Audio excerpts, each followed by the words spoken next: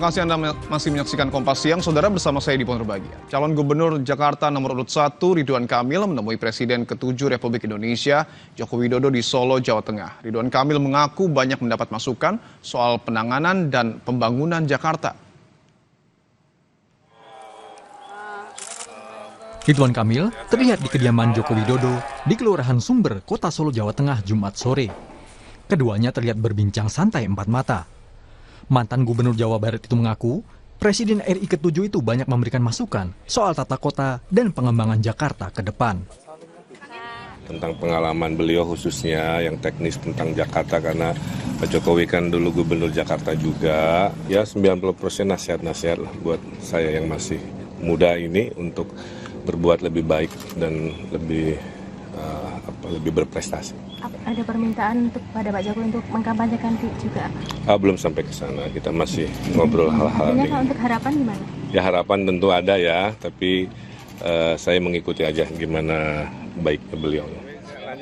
Pertemuan Ridwan Kamil di kediaman Jokowi Jumat siang memunculkan pertanyaan perihal kesediaan Jokowi untuk turun gunung membantu Ridwan Kamil di Pilgub Jakarta.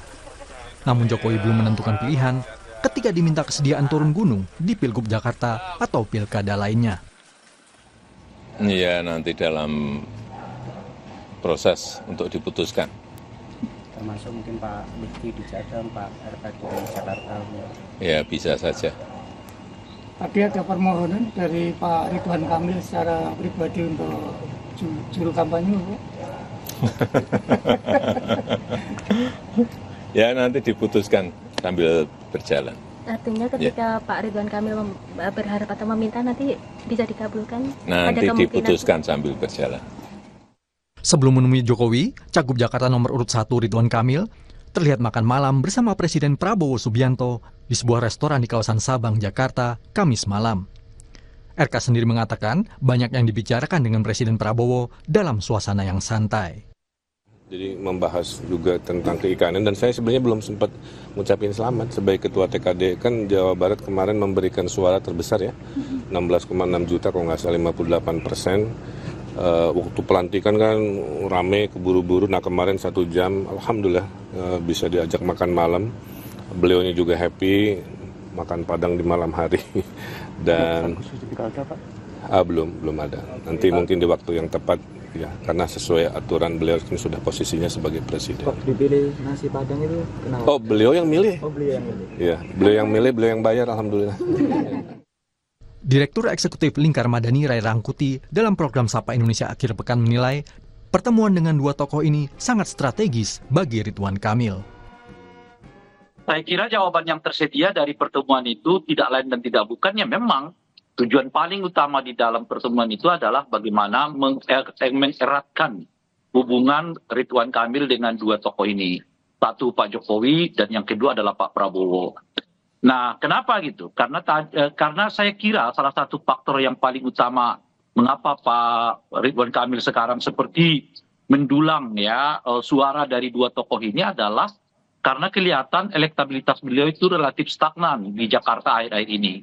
Padahal tinggal 2 minggu lagi ya menjelang pencoblosan, tentu sangat berisiko kalau ada stagnasi ya elektabilitas dari Ridwan Kamil menuju hari pencoblosan pilkada Jakarta. Oleh karena itu ya beliau membutuhkan semacam support baru, semacam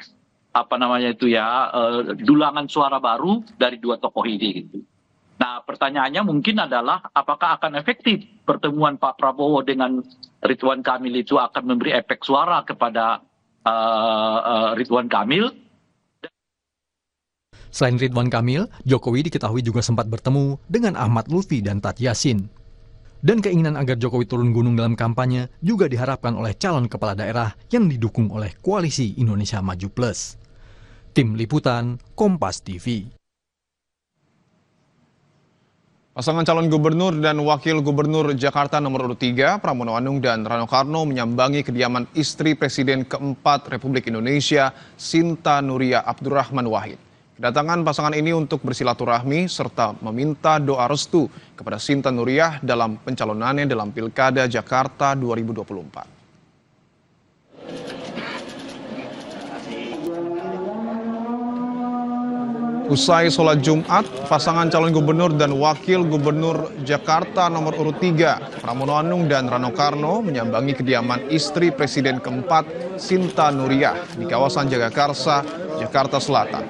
Istri Gus Dur itu didampingi putrinya Yeni Wahid saat bertemu pasangan calon gubernur Jakarta itu secara tertutup.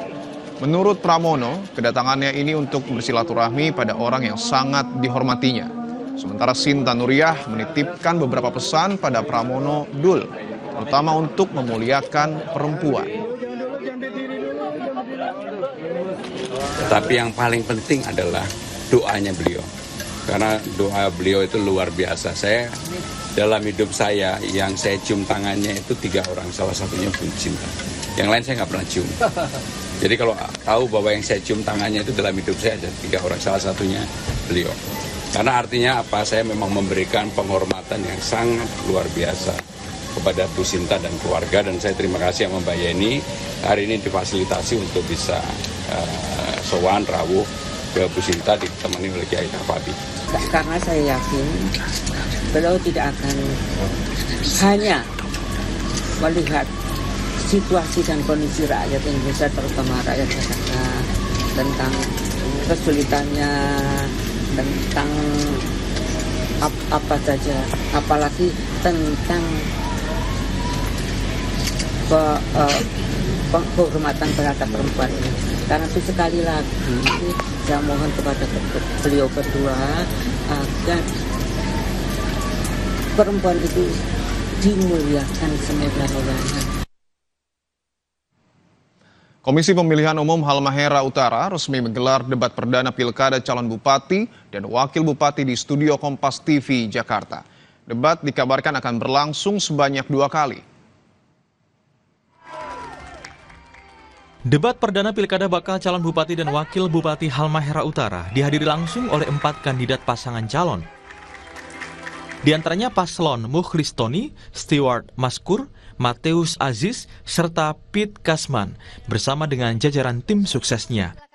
Tema yang diambil dalam kesempatan kali ini yaitu tata kelola pemerintahan, peningkatan pelayanan, dan kesejahteraan masyarakat. Selama persiapannya, pihak KPU telah menerapkan beberapa strategi konkret untuk menghadapi tantangan situasi politik menjelang pemilihan kepala daerah tahun ini. Ya tentu kita sadari bersama bahwa ada tantangan besar dalam rangka pilkada serentak ini. Ada beberapa hal misalnya di daerah terkait dengan misalnya daftar pemilih tetap yang memang prosesnya begitu panjang, dan situasi kami misalnya di Halmahera Utara ada beberapa desa yang memang masih dalam ranah perbaikan statusnya. Ada Kabupaten Halmahera Utara dan Kabupaten Halmahera Barat. Kemudian turn off terkait dengan penduduk ini khususnya di daerah Halmahera ini agak tinggi karena ada beberapa perusahaan yang sementara beroperasi dan merekrut banyak tenaga pekerjaan. Sehingga kami memang lebih tertantang untuk bagaimana membereskan daftar pemilih tetap yang kemarin kita sudah sama-sama tetapkan menjadi DPT untuk pilkada tahun 2024. Upaya penanganan tersebut dilakukan sebagai medium efektif untuk menyasar partisipasi pemilih dan menghasilkan pemimpin yang berkualitas di Halmahera Utara. Tim Liputan, Kompas TV. Menuju ke tengah panggung dan tepuk tangan untuk seluruh pasangan calon tetap harus dikedepankan. Selamat sore, sampai jumpa. Terima kasih banyak.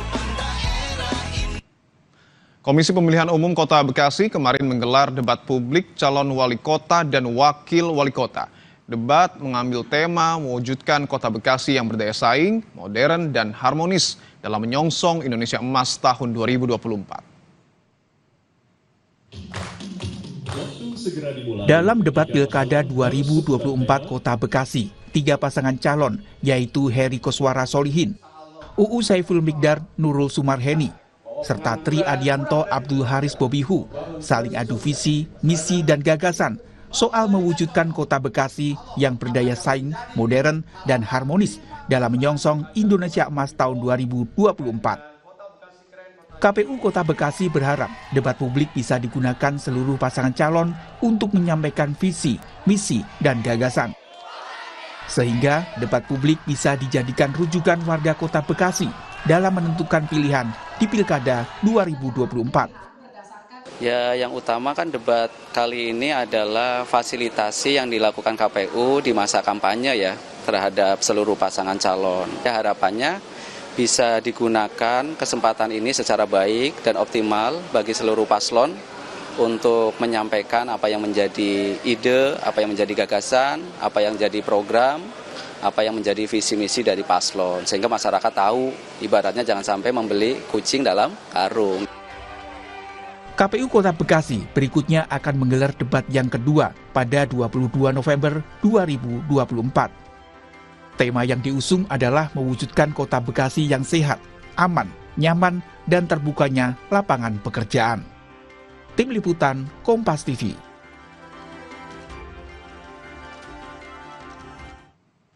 Rekan kami Jihan Novita usai jeda akan hadir dengan informasi Presiden Prabowo Subianto akan mendeklarasikan Gerakan Solidaritas Nasional atau GSN.